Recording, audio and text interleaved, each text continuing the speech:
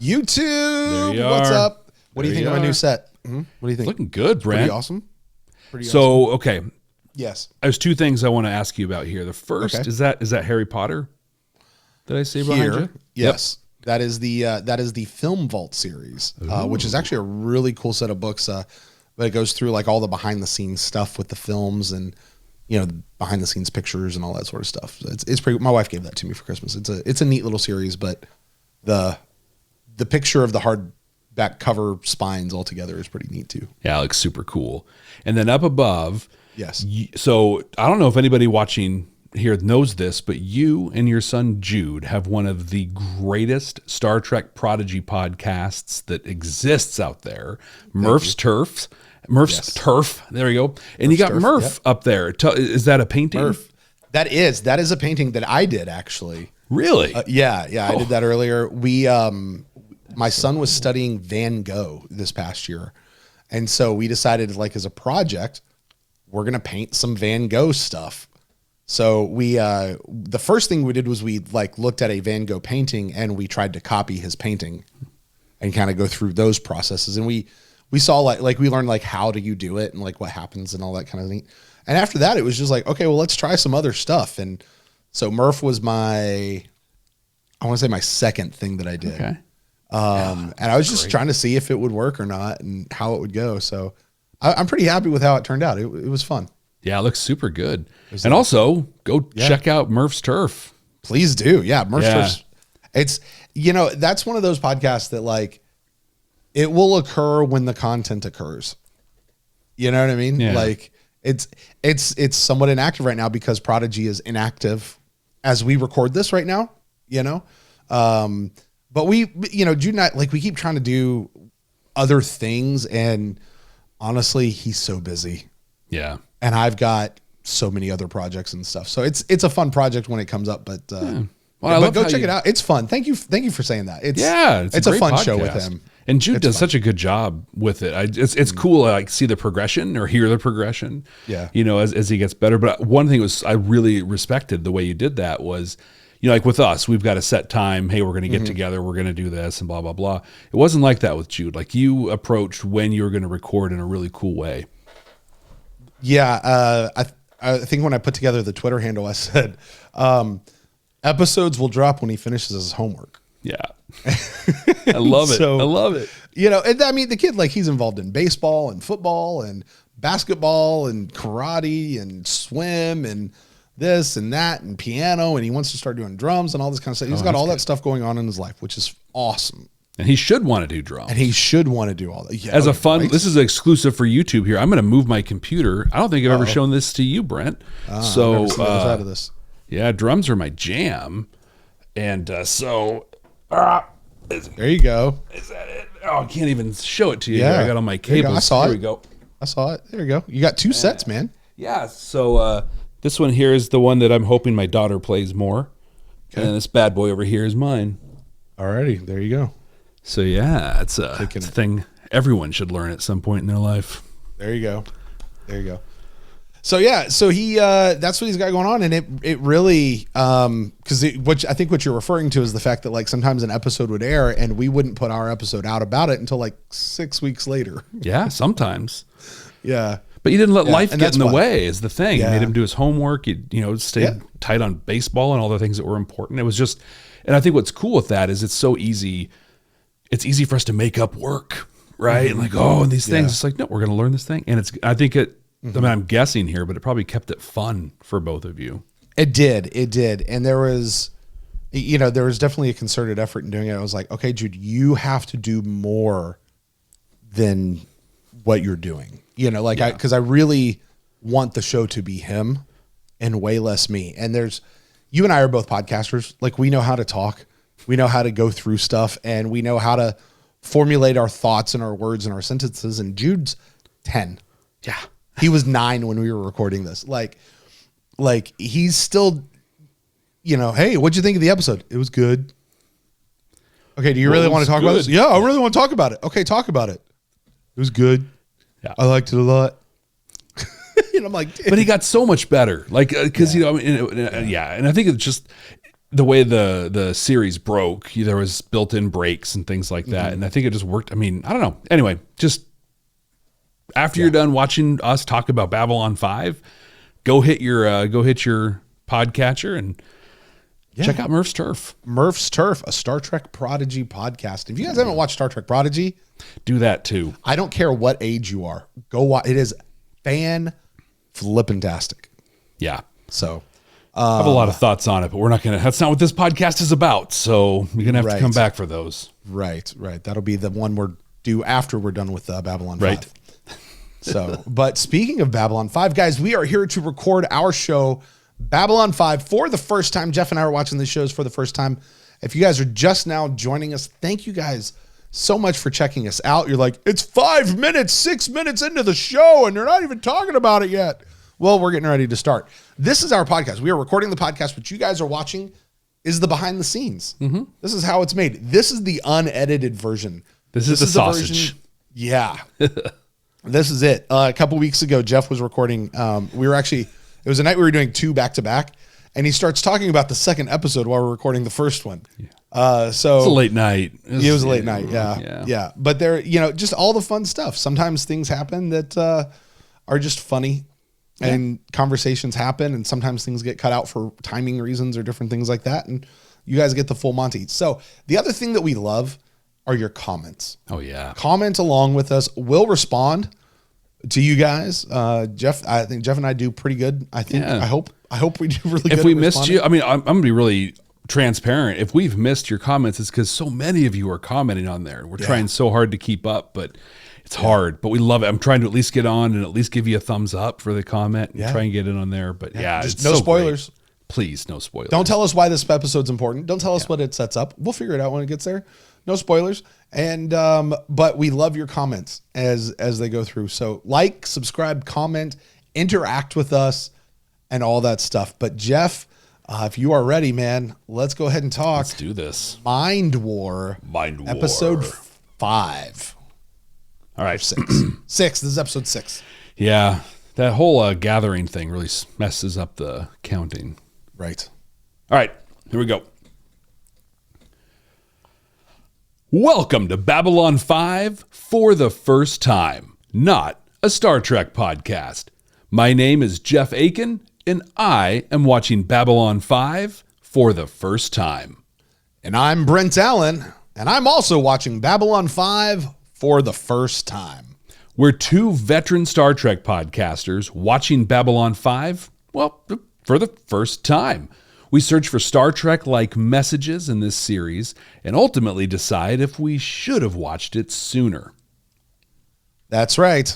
And guys, while this podcast is not a podcast about Star Trek, as Jeff said, we talk about Star Trek and other shows, and we're bound to pull them in because really, how could we not?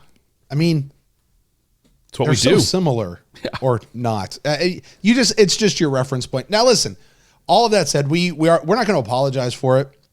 But we did decide to make a game out of it. And here's the game. We each get 3 Star Trek references, at least till we get to the end when we actually make the comparison to Star Trek. Yeah. We get 3 Star Trek references.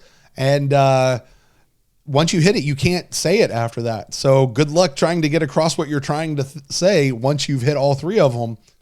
So with that, Jeff, I know you and I have both hit our limits a few times. Choose your spots carefully. It's going to happen. Just spoiler alert. It's going to happen in this episode. Sometimes it's going to happen by purpose. Right. And it might even happen by like minute 3 of this one. It might not take long. But not only do we talk about Star Trek, not only are we watching Babylon 5 for the first time, we love interacting with you. We're on Twitter at Babylon First. We're on YouTube. In fact, if you're listening to this and not watching it on YouTube, we put the raw deal on there, warts and all the mistakes, everything. You can check it out, and you can see our clearly made for podcasting faces as we talk about it.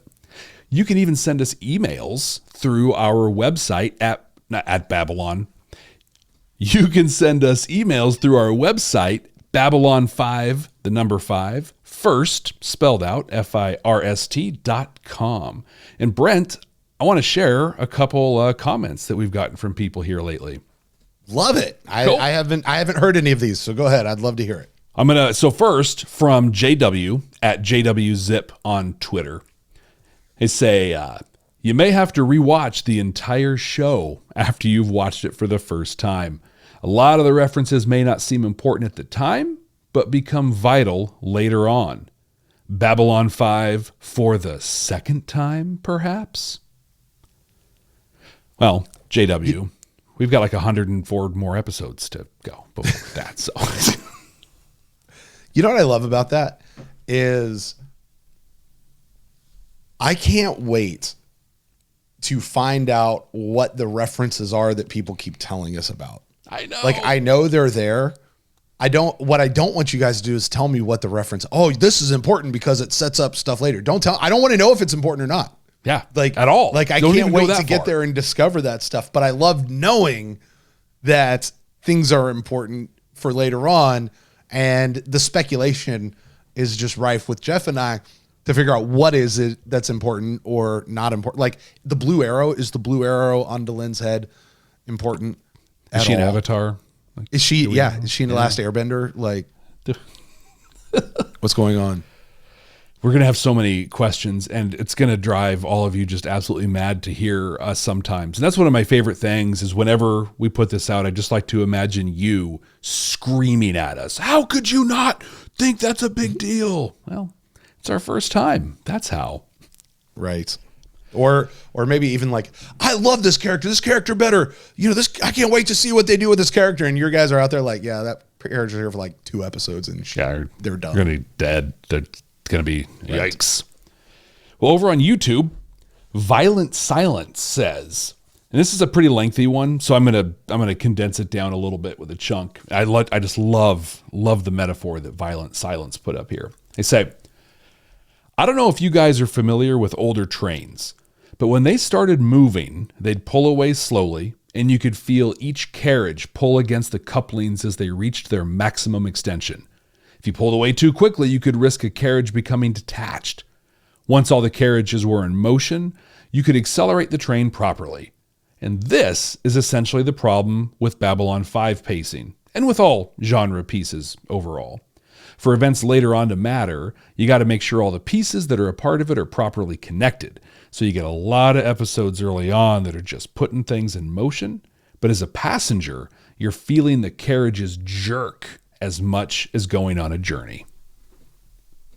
I thought that was really we've talked before on this about mid-90s first season sci-fi being like that's a thing. Rough. That's a thing. Yeah. Yeah. That's one of the best ways I've ever heard it put.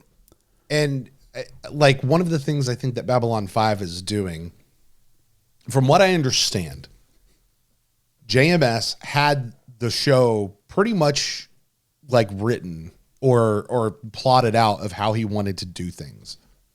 It was a serialized show, more so than Deep Space Nine was. This doesn't count, but more so than Deep Space Nine was. And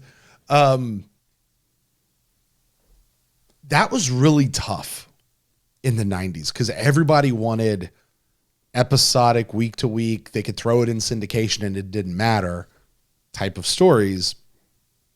So the idea that he's coming along with this, like, this is really early in that realm. Like, you know, TV shows are pretty good at doing serialized stuff now. That was different back then. Yeah. And yeah. Well, and finding a all new home, level like of respect. a network home and a time and those things, it was hard. Mm-hmm. And you got moved around. And it wasn't only Star Trek series or only Babylon 5. It was anything just about that was on TV. Is they would write it in an order, they'd air it in something just wild and unexplainable for no good reason.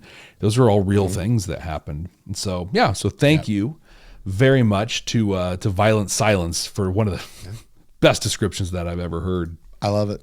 And you know, one of the things I should say is so far, Babylon 5 doesn't feel serialized. It still feels very episodic right now. But I understand that it's supposed to be.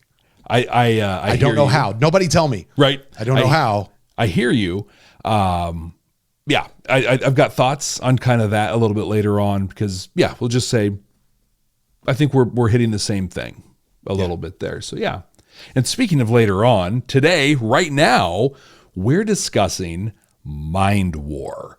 For those that it might have been a while since they've seen this, or those who haven't watched but are listening to us anyway, or watching along with us, Brent, why don't you tell us about the episode? Well, in Mind War, a telepathic fugitive pays a visit to Babylon 5, but he's being pursued by cops. Not just any cops, Psi Cops. And these aren't just any Psi Cops, these are level 12 Psi Cops. And the fugitive just isn't any telepathic fugitive. He is one that has power to bring down the entire Earth Alliance military structure. How exactly? Well, that's on a need-to-know basis. And you don't need to know, which means we're going to find out. Now, the Psi Cops need to interview Talia because she knows the fugitive intimately, but she hasn't seen him. And after confirming it with a very invasive mind probe, they let her go. And that's when the fugitive, Jason, makes his presence known to Talia. He tells her that he was a volunteer for a special program to be turned into a telepathic Captain America. And now, not only is he telepathic, he's also telekinetic, which sounds super cool, but it's also super dangerous. Like, pinch your carotid artery shut until it kills you dangerous. But before they can get too much further, Jason starts having this big mind quake, which starts shaking the station and doing all sorts of bad stuff and puts everybody on high alert. This is actually why Jason came to Babylon 5 in the first place. He was hoping Talia, his former lover, could help him manage his mind quakes as he finishes a transformation of sorts. Perhaps an ascension, you might call it, into pure energy. He tells Talia what Ivanovo said a few episodes ago: Psi Corp is bad, bad news.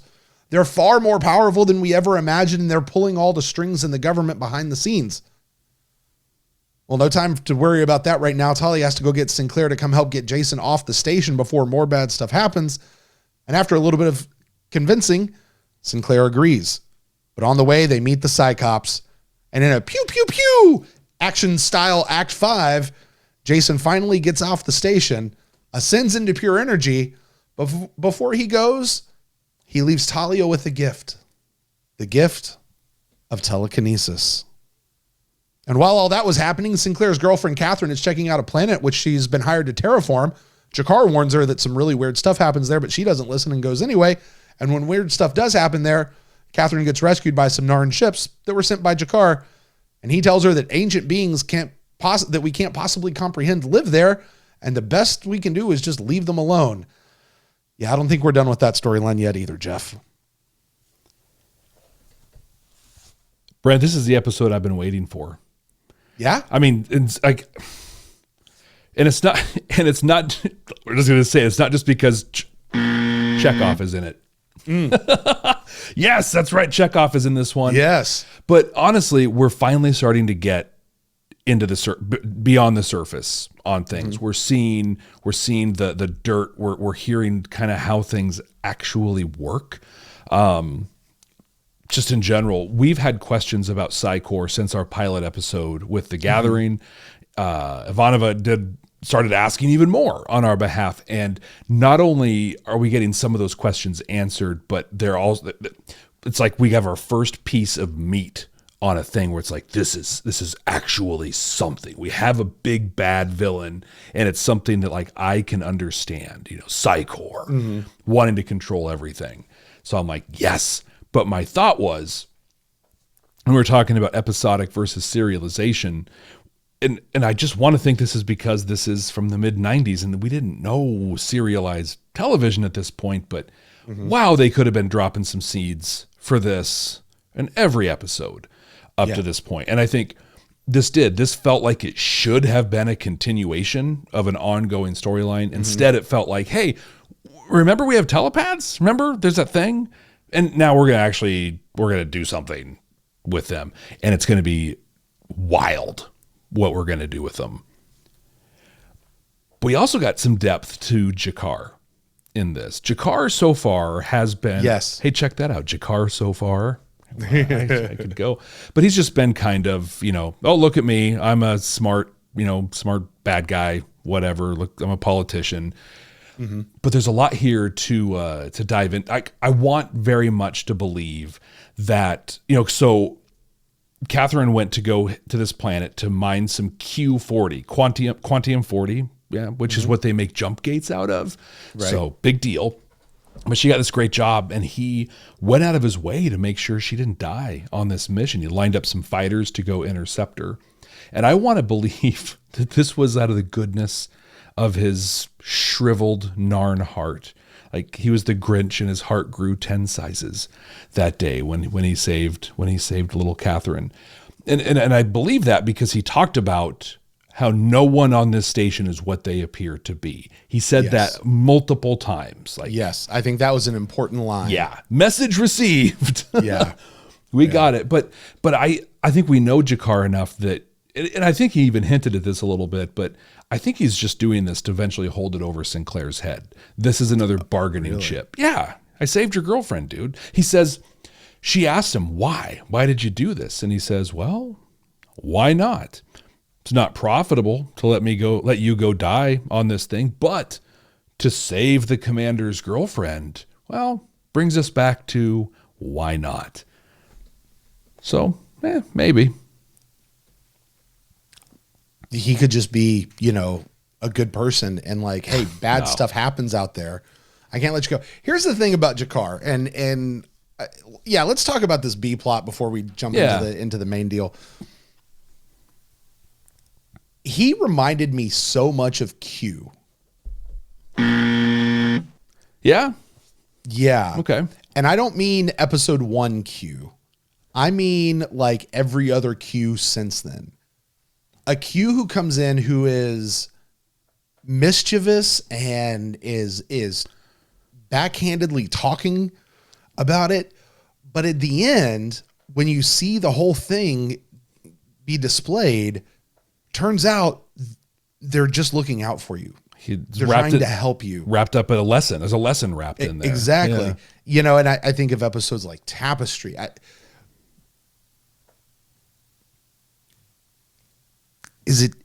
right, I'm going to spoil something possibly for YouTube, and Jeff, I'll let you decide to leave this in the show or not because you do the editing.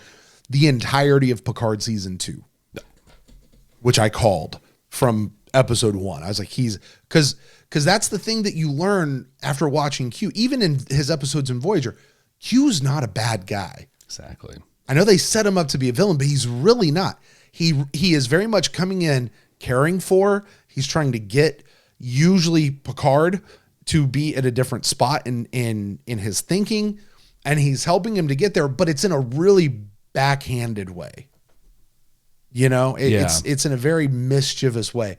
And that's what I saw in G'Kar was she's going to go do this mining. This planet's in Narn space, so you're going to have to clear it with the Narn. And he comes in and he's just all like, woo-hoo-hoo. Right. He could have just told her, hey, you don't need to go there because you don't have permission.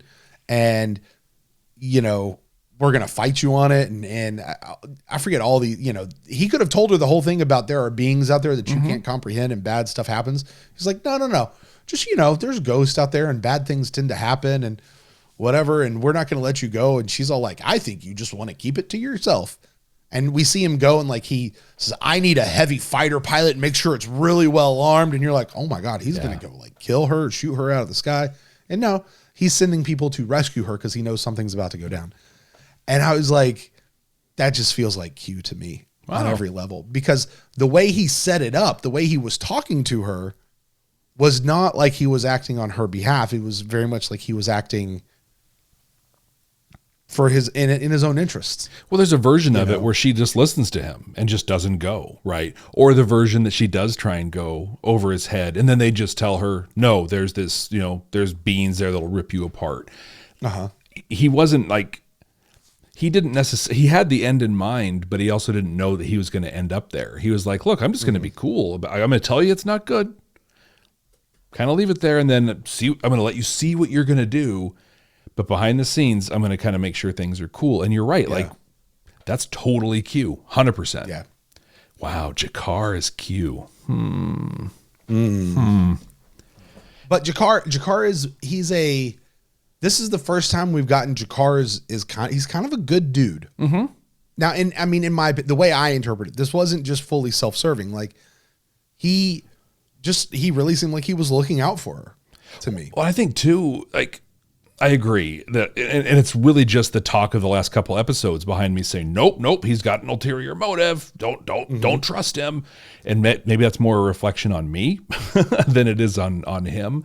But I think even at the end, when they're talking about those weird, kind of space Christmas tree tabletopper aliens that are out there, he said something about how like it gives him comfort and peace in knowing that there are things bigger than them that they're not ever going to understand. That like they're not the pinnacle of the universe, and like that's some deep philosophical stuff for this just, evil reptilian guy to come in with. So I mean, just real 3 dimensions to Jakar in this one that I really appreciated.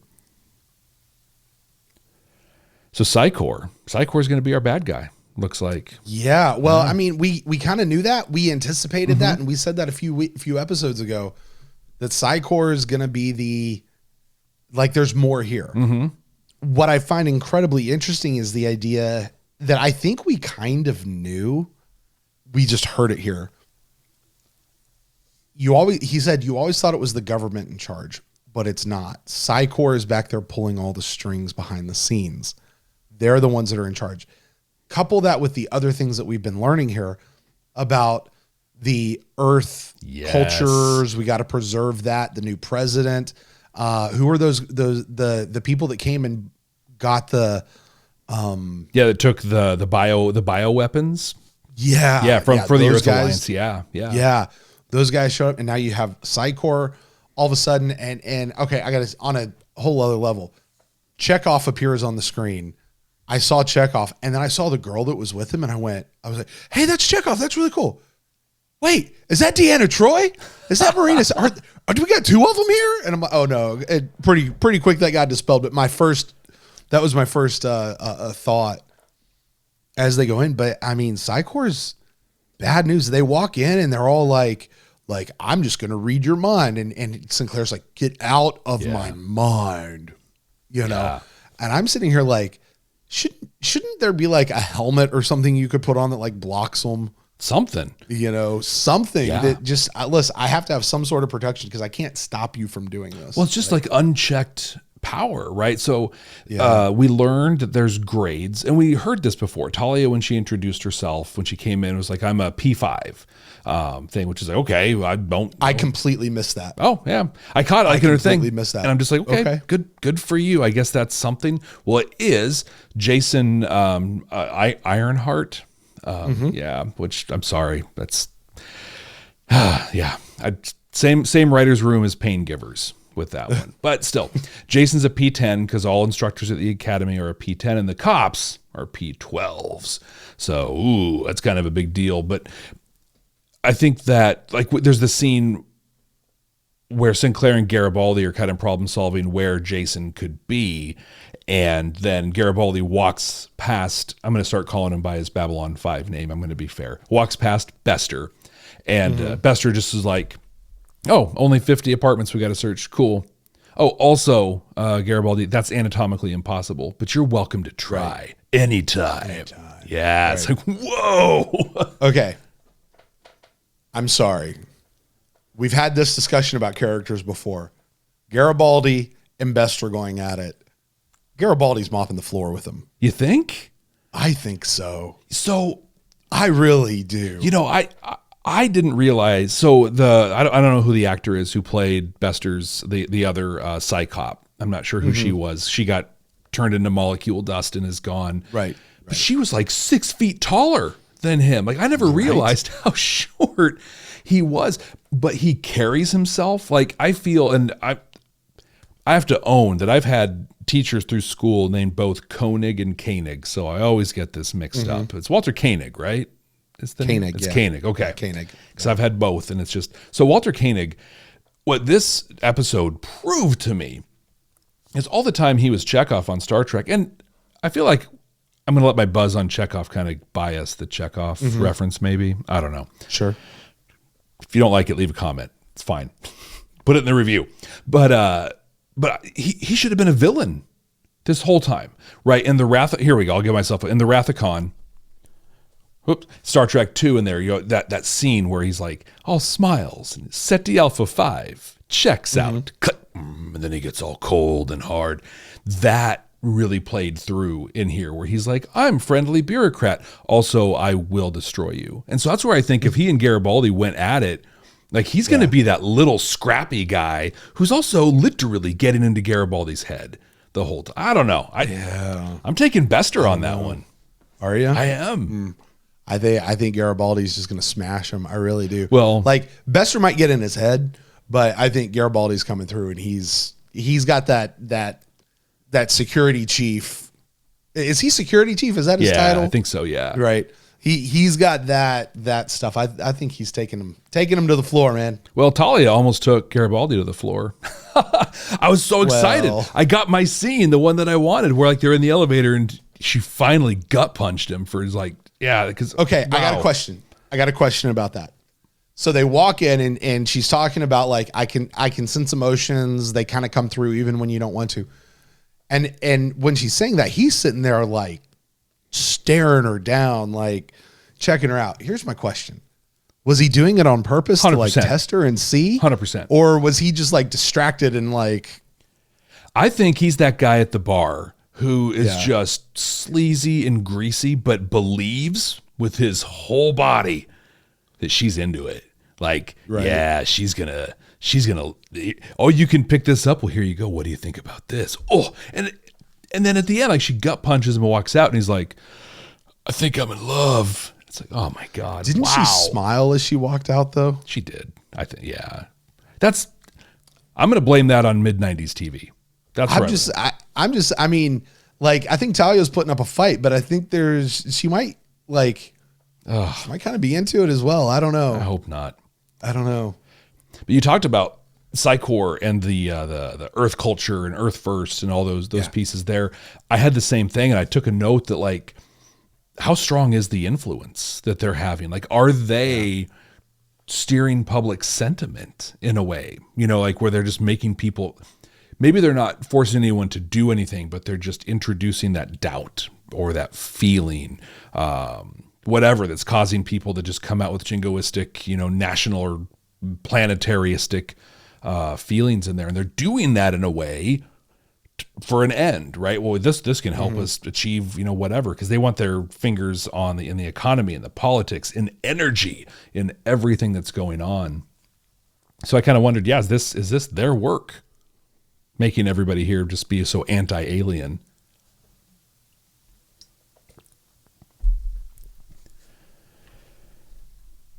But Jason Ironheart.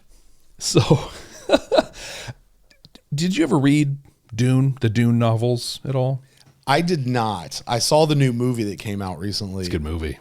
I saw the old movie a long time ago, and it put me to sleep. What?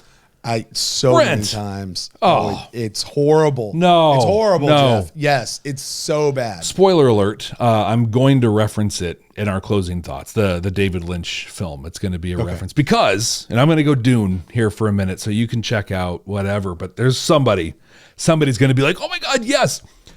Jason Ironheart has become the Kwisatz Haderach in this. So he's already some sort of a genetic rarity just by virtue of being a telepath. 1 in 1,000 humans are telepathic, and then 1 in every 10,000 of them could be telekinetic, possibly. Then half of them are crazy. Yeah. So he's already this rarity in there. And then they pump him full of drugs or melange or spice, if you read this stuff, and it breaks his mind. Oh, what are you thinking? I heard that. I'm sorry, did we talk about this? Ivanova's mom was a telepath. Yes. And she chose not to go to Psi Corp and chose the medication piece to that and went crazy. Oh, wow. Is Ivanova's mom a telekinetic? And is that genetic? Is Ivanova a telepath and we don't know? Just saying. Wow. Is she a telepath and we don't know? Well, and I think... Or was her mom a telekinetic Telepath. Was she part of this experiment in that whole thing, right? So they're like, oh, you don't want prison. You don't want cycle. Yeah. Well, we're going to do some. Oh my God, Brent. Yeah. That's huge. Sorry. If you're listening and you know the answer to that question, do not answer it. Don't tell us. That is huge. Mm-hmm. Because it is. He was talking about that, right? They were pumping us full of drugs. They were trying stuff out, and it got really, really bad. In Dune, that's what happened. So Paul Atreides, or Atreides, depending on how pure you are with Frank Herbert, is a genetic planned out from a breeding program, the Bene Gesserit breeding program. Then he does all this spice, all this melange, and it breaks his mind, just like Jason. And now he can see the universe. He's really the shortening of the way, which is what Kwisatz Haderach means. He can see everything, and he transcends it all, and then takes off. Right? I'll be back hey, see ya. I'll be back in a million years. It's good seeing you. And then Talia, here's your gift. Here's your thing. Now, in Dune, that led to 10,000 plus years of famine and strife and war that they came out of on the end of the Golden Path in what could have been a much better place for all of its humanity in Dune. But the point is that forming of the Kwisatz Haderach, that successful experiment that the Bene Gesserit were working towards, changed the entire universe. So how is this going to change Psi Corp? How is this going to change telepaths? To me, I think we've got that P scale, P5, P10, P12. Jason had to have been off that scale. And then the fact that he could gift telekinesis onto Talia, who showed no aptitude for it whatsoever. If this were other sci-fi, I don't want to use my buzz on this one because I've only got one left. But if this were other science fiction series, this would have been like one little episode and like, oh, well, that was an interesting thing that he turned into a being of light and went away. This has, there's so many pieces hanging here. It has to turn into something big. I hope that Jason comes back. Like he's still an entity out there somewhere. Yeah. Like he's Vosh or Kosh or whatever his name is. I forget his name. He hasn't been here. Like he's out there, but he's just sort of floating around, you know? I really hope that we haven't seen the last of him, because I have questions like, is Talia now a P10, P20, P whatever? Yeah. Like what else has she gotten besides telekinesis? Where is this going to go? What's going to happen? Because he quite obviously, they kept using the word transformation. I'm going to use the word ascend. Okay.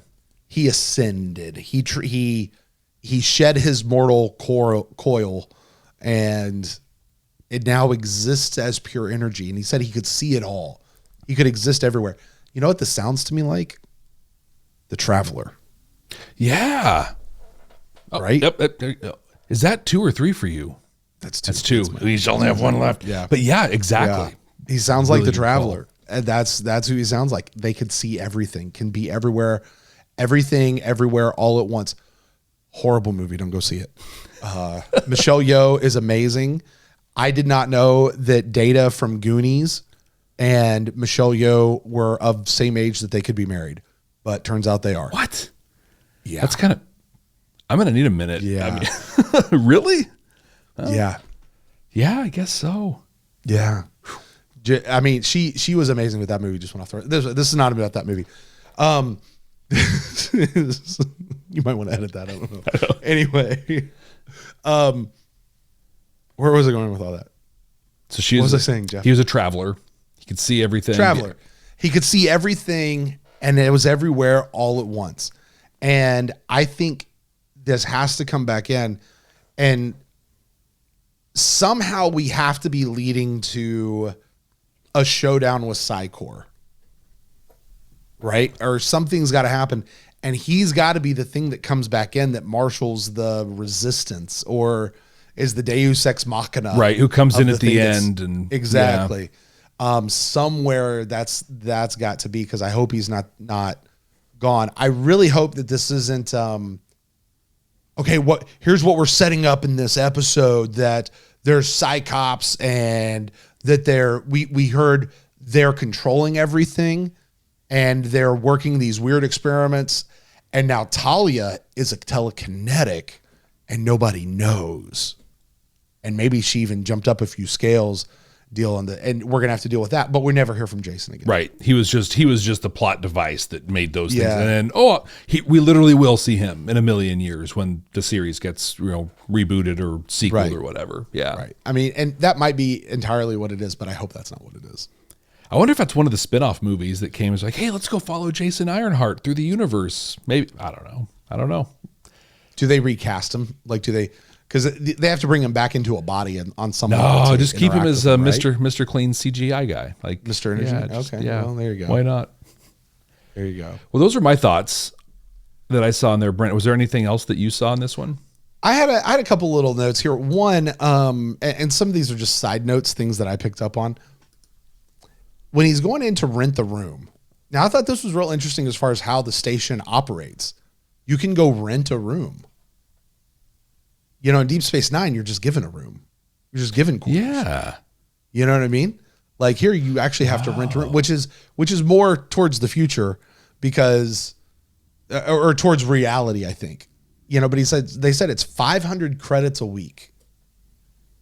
Now, correct me if I'm wrong, but isn't that what Catherine said she paid for roses and chocolates in the last episode? Oh, I don't remember. Cost her 500 credits. Wow. And I'm like, I don't know how currency exchange rates go with that, but if she paid $500 for roses and chocolates, that's quite a bit. Well, she made a comment, if I remember right. I think she said something about like these were hard to find or these cost a lot, or something offhanded. But yeah, that's a week for a room for $500. Yeah. That's a lot of money for a room for a week. And it wasn't that nice. So maybe. Room.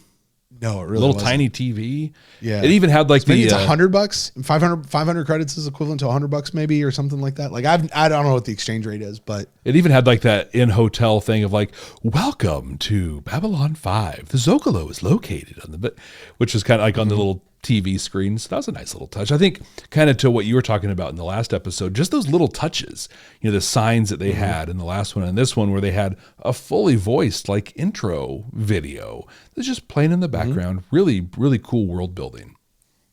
Speaking of world building or station building, I should say, they have sky buckets traveling around. Oh yeah. The deal, monorail, upside down monorails, traveling around to get you down. Sounds like a good place to go have a private conversation. Well, you'd think, unless there's, mics everywhere or whatever, or they have something recording it in that unbelievably painfully obvious blue screen they're working up against. But, yeah, it's the 90s, but like still. Yeah, that was uncomfortable to watch. And I mean, think about it, like they recorded that on film, translated it to SD, and we're watching everything on upscaled TVs now. True. Like, yeah, on streaming, like that's not going to hold up very well at all. Okay, I did want to bring out this piece though. This planet that Catherine goes to check out. These beings that came out of nowhere and jacked up her shuttle, and Jakar talks about what are the words you said them earlier. He said these are beings that we cannot possibly comprehend. Mm-hmm. Things that we like, and I love the fact that we don't understand some things that are out there. Yeah. These beings are out there. They're doing whatever. These sound a little bit like whatever it is that Jason might have just turned into. Whoa. Possibly. Maybe. So maybe that's right. So he took that weird, kind of energy form, and then maybe like part of his whoosh through space is like maybe they form that shell, or something that we saw in there. Wow. They can go, and that's where they're going to go hang out.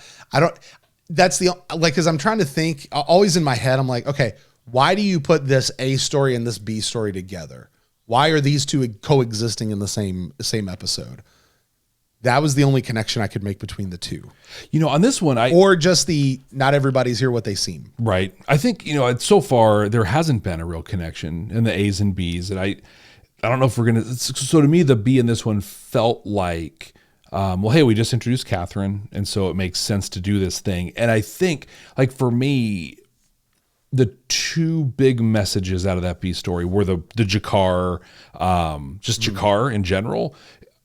and you know him the higher, you know, I'm thankful there's things that are, you know, we're not the peak or the whatever. And then his piece on not everyone here is what they seem. Right. But the other big thing I think out of it is this is the second episode in a row where they've really talked about the value of Quantium 40, the Q40. And then in this one, we learned that's what they make jump gates out of. And the Earth is already like 6 months behind in jump gate production. So I think there's something there that's going to turn into something. So I think that's the point of this B story. And the timing of it was just, oh, we got Catherine here now. Let's do it. By the way, the more I see of Catherine, the more I like her. Agreed. Yeah. I'm really glad she stuck around. I'm really glad she stuck around because I like her a lot. I love when I want to see more of her. I loved when she was side mouthing Jakar in her ship and she's like, it's not a very healthy place. Right. Mm-hmm. Right. Is she the girl from Rambo? Is she? I think she is. I think she's the girl from Rambo.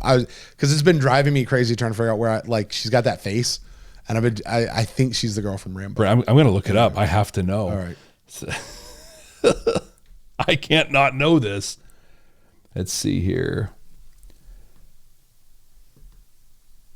Known for, give me your film. Oh gosh, IMDb is so much easier to read on my phone.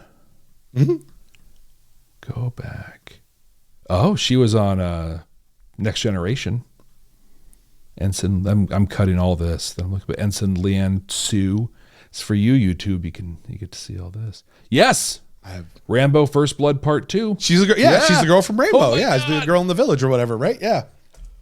Yeah. Wow. God, I couldn't tell you how long it's been since I've seen that movie. Wow. Yeah. Look at that. Dude, so we had Kimiko and whoever this girl is in Rambo. Yeah, so we got Karate Kid Part 2, Rambo: First Blood Part 2, all reprint in B5. There you go. So with that, that's really all I had for the main discussion. Are we ready to turn this into the conversation about the deltas? Let's boil it down. What do you say, Jeff? I think it's time. Well, so let's do that. Why don't we see if this show has any of that Star Trek-y quality to it? Is it a deep moral message? Is it holding up a mirror to society? Is it giving us hope for a better future? Jeff, I'll throw it over to you first. What did you pick out of this episode? Is it Star Trek or not? So the other thing we like to ask each other is if we would watch this again, or if we feel like we would have watched it sooner on here. And so I'm going to dive into that one first before I get to the deltas. But we didn't talk about this in our recap we just did, but I think the effects really, really hurt this one a lot. Like, to me, here's the callback. It's David Lynch's Dune, where you just have these super high concept ideas that you can't really translate visually, and especially not on the kind of budget that TV and Babylon 5 were especially running on at the time. I had to suspend my disbelief like so much, especially at the end. So they had the pew pew pew thing when Bester and the girl were trying to like mind shut him down or whatever, and it was ridiculous. And it was ridiculous to me that they were talking about how he's not, we wouldn't even call him human. You wouldn't recognize him as human at this point, but he's the most human looking person on the station, like just as a dude. And then when he ascended, or as he said, when he became, that was terrible. I had a Atari ST 520 in the mid 80s, and I feel like I could have done a better looking energy guy than that one. But the effects aside, this really felt like a super important episode to me, right? We got the insights into Psi Corp, Talia with her telekinesis, all the stuff that we've talked about. We're going to look back at this episode a lot. I think this is going to be, this back in Mind War. I think that's the thing we're going to hear. But between the visuals, the pacing that I thought was wildly inconsistent and there were some parts of this that they spent like 43 minutes on. It felt like that they could have spent 4 seconds in there. Yeah. I don't think I'm going to watch this one again. I'm good. I'm good with it. But deltas, that's what we're here to talk about. So Jakar's explanation of the thing that Catherine saw and comparing us to ants. And this was a thing too, that we have as little chance communicating with them as ants do to us. Brett, that's not only like a Star Trek like message, that's literally an entire season of Star Trek Discovery. These things were the 10C. Right. So like, okay, well, there you go. There's your Star Trek. And then on top of that, I think that the idea of ascending, I like using that word. I kind of like, mind evolution or potential of the mind is a very Star Trek message. But the way they do it in this episode, forcing it through drugs, experimenting on people, and then the drive to do it for assassinations and for wild political and economic power, that's not so much a Star Trek thing. So despite... Is it not, though? No, I don't think it is. think of every Starfleet admiral that you've seen except for the guy in Discovery. Yeah. That sounds very Star Trek to me. I'm just saying. It sounds very Federation. Well, it's very Star Trek Insurrection, right? So where he's going to use. Right. But I think that like the point of that movie was that that's not what Starfleet and the Federation are about. Is using the people for that kind of a thing. It happens for sure, but they go in and attack it. Like that's the thing. Hey, you're doing this thing. We're going to shut you down. We're going to stop. And maybe that's where Babylon 5 goes. Maybe. But that, despite the fact that you literally have Star Trek walking around on this. And in full disclosure, I knew in the back of my head, I'm aware Walter Koenig was on this. I slipped my mind. Like I wasn't, when he showed up, like I totally like fanboyed for a second. Oh my God. I jumped out of my seat, and it showed me how old this series is by how young he was in there. Looked. Yeah. And I felt like what a waste for Paramount and the Roddenberry camp to have not taken more advantage of like a clearly super skilled actor, a good looking young guy who's killing it on Babylon 5. You couldn't find a spot for him and all your Star Trek stuff that was going on. Right. Yeah. But I got to score it. And so I went with 2.5 deltas on this one. As much as last time I scored it higher because I felt optimistic about where they were going to go with things, I don't have that same level of optimism on this one, where they're going to go with Psi Corp on this one. So I'm going to give it a 2.5. But you? I'm going to echo everything you said about the graphics and the effects and how much it takes you out of this episode. This is an episode that is begging for a 2022 reboot. Big time. Put it into this. Yeah. Put modern day writers on the episode, put effects budgets and effects technology. And man, you could have something wild with this episode. Absolutely. A lot of the way that, honestly, this time period, well, not even this time period, the early seasons of Next Generation were, the way that the original series was, and even in Voyager and stuff, like you watch some of those effects in Voyager, like where they're doing Species 8472, which is the first fully CGI character. Cool. But it's rough, you know, and it's not as rough as this, but it's still pretty. Yeah. So that one was tough.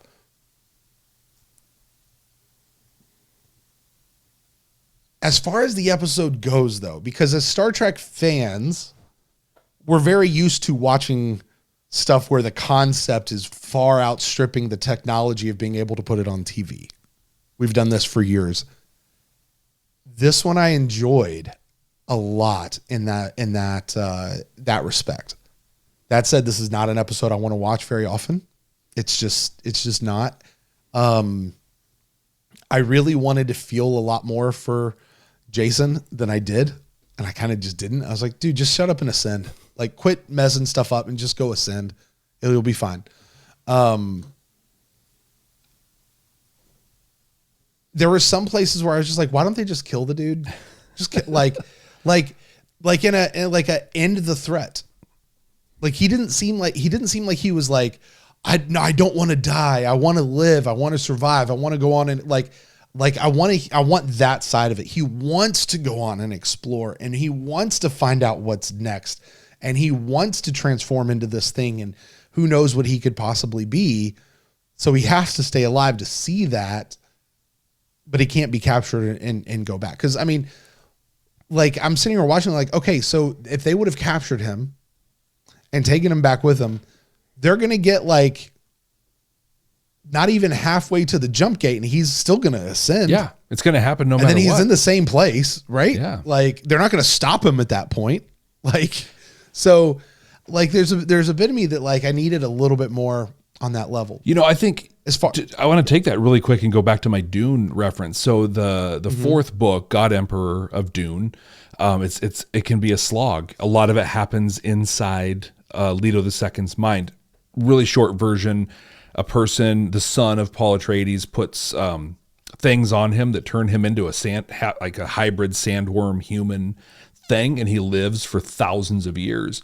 But he knows, he can see what happens if he lives long enough. Like he can see the golden path and where it takes him. He can also see the chaos that the universe will fall into if he dies too soon. He can see both of those. And so he's desperate to live. And there are these like multi-page thought processes where he's like, I can't die. I have to live. I have to continue. I have to do these things. That's what we needed from Jason, where he sees, if I ascend, these are the things that will happen. If I fail to ascend, then these are he doesn't have to say what they are.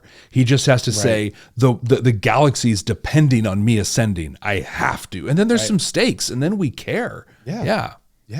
Or if I ascend, I can stop Psi Corp from whatever they're doing and taking over Earth or whatever is going on. Yeah. Like I needed something there. I just didn't get it. As far as how Star Trek this episode is, applying that lens to it, I think I'm a little higher on the Star Trek scale than you are. I'm going to go ahead and give this a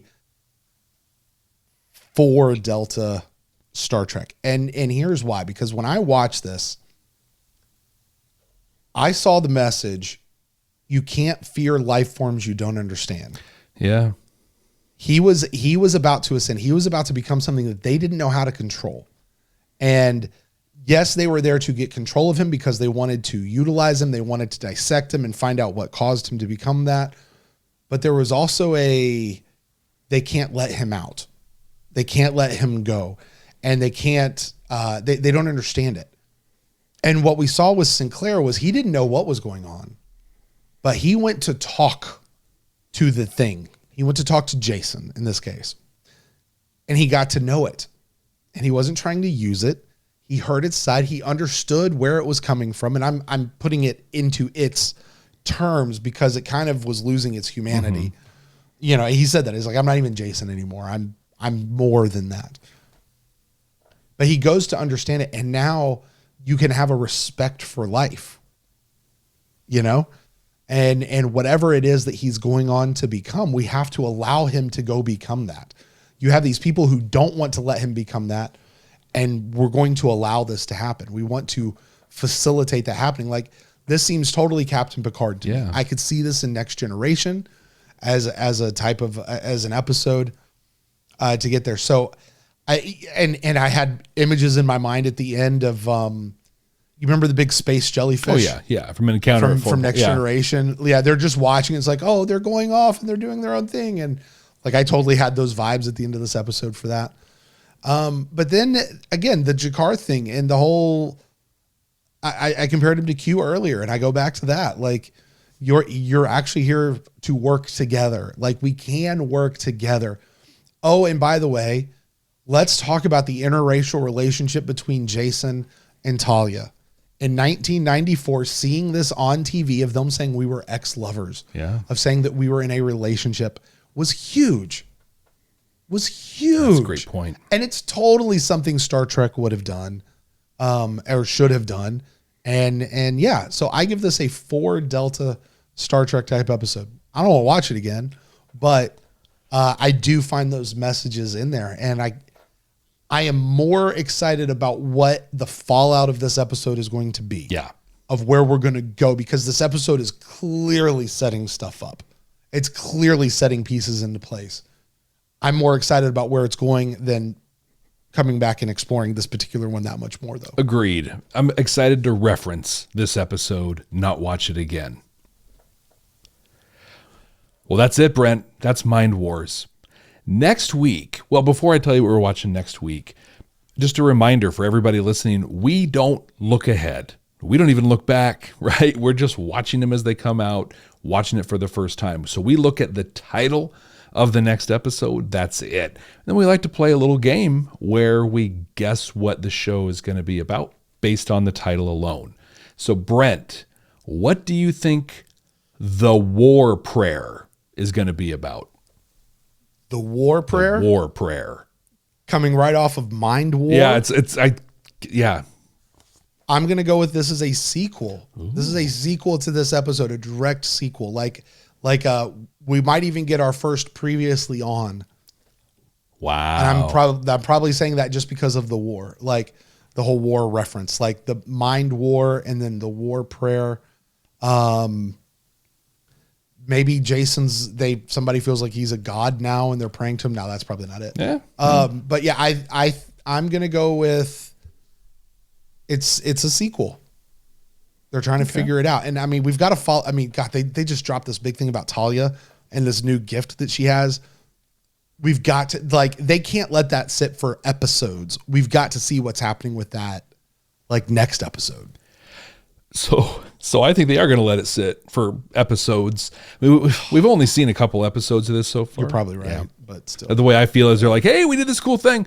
Well, we'll come back to it here in a little bit. And there's my guess is that this is going to be one, it's going to be a previously on Babylon 5. They won't do the previously on, but this is going to call back to the Narn and Centauri and the negotiations that I believe have been referenced a couple of times for the Euphrates sector.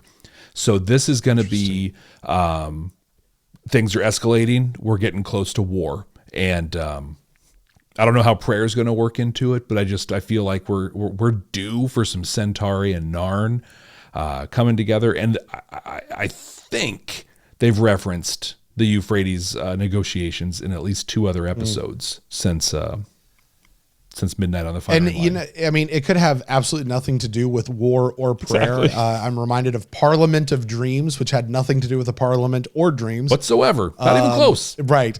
So who knows? It might be absolutely nothing to do with any of that stuff. And that's the fun thing when you're watching Babylon 5 for the first time. We're going to find out right here next week. Thank you so much for joining us. Don't forget to subscribe on whatever podcast app that you're listening on.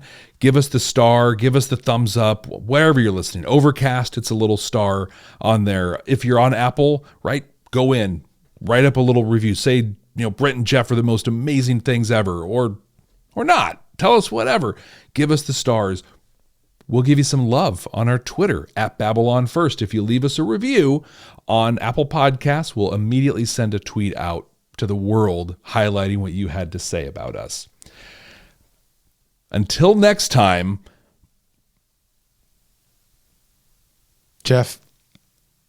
Yeah. Are you trying to communicate telepathically? Yeah. Live long. And oh, jeez. This guy's never going to get it. It didn't work. You couldn't. Well, you didn't hit me in the gut, so you probably can't tell what I'm thinking. I'm a married man, Jeff. I hope you're not thinking that about me. No, you're a very attractive man, Brett. But I'm not thinking that. So, thank you. I appreciate that. You're welcome. Well, YouTube, thank you so much for sticking with us. This was a fun one. Yeah, it's a good episode. You guys are awesome. This was a fun episode. Fun episode. Bad episode, but fun episode to dive into. Yes, this episode I think sets up a ton.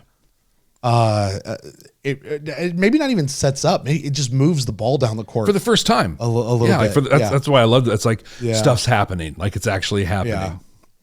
Yeah. But I needed to go further. Yeah. Well, and faster. We've got like 104 more episodes, or something. We'll get there. We'll be there. YouTube. We'll see you next time. You guys are awesome. Peace out, guys.